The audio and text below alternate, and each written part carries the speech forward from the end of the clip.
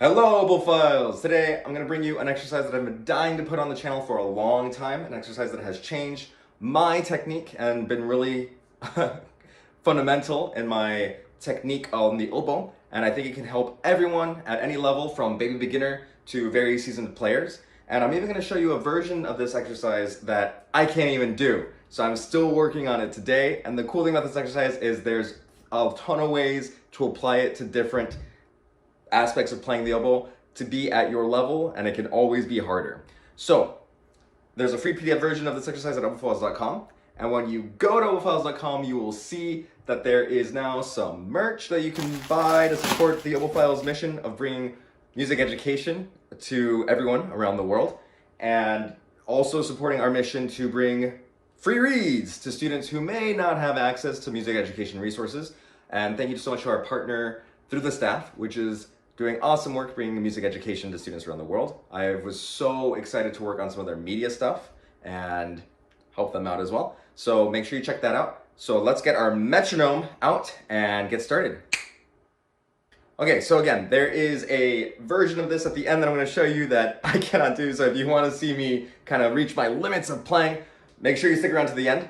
But this exercise is really fundamental. It doesn't exist in a scale book, even though I love doing scales with my beginning students in the first year and onward throughout their lives. This exercise can only be taught to you directly in live person from your teacher, or you can learn it from watching this video, of course. And it's really applicable on any technical situation because it has to do with connecting the neuromuscular connection that is connecting you to yourself and your body to the instrument. So before I show you the actual drill, which you can find the free PDF to at oboefiles.com, the link is in the description. The link is in the description if you want to follow along, or you can follow along just by watching the video. Is you need to understand how your hands are moving on the instrument. This has to do with hand positioning. It's going to be different for everybody because we all have different hands. But in general, you want to have a nice loose approach and a curved finger approach, right? Nothing stiff. So if you're relaxed and strong and flexible, that's going to be key. And I just want to show you how I'm moving. The technical place I'm going to be working on is in the Mozart concerto in the B section of the exposition. So it goes like this. And specifically I want to get that trill really facile.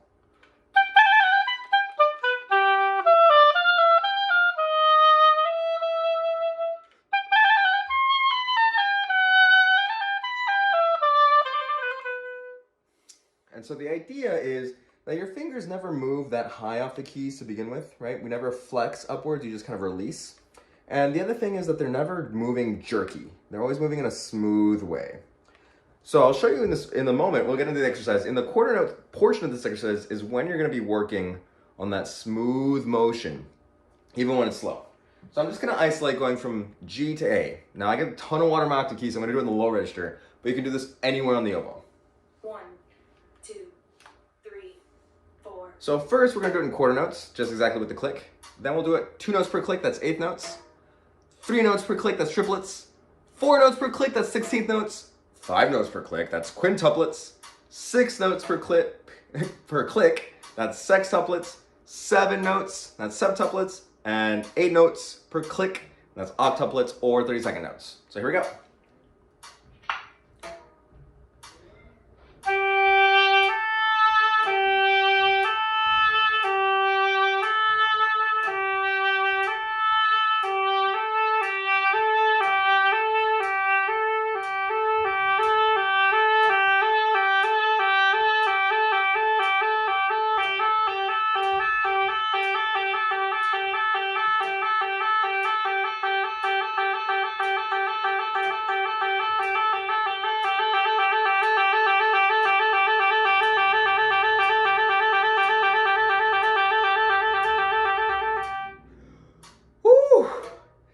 So, very good exercise for practicing that one part.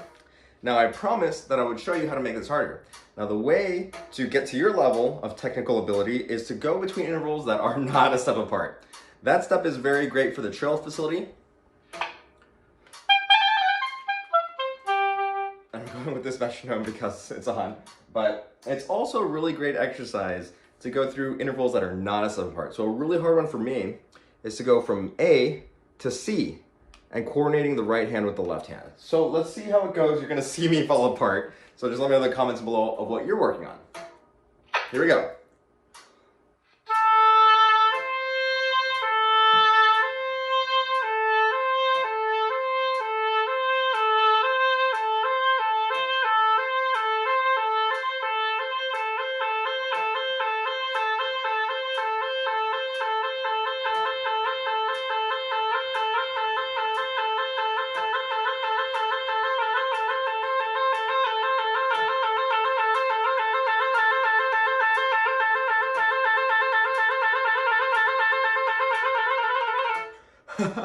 I almost had it that time.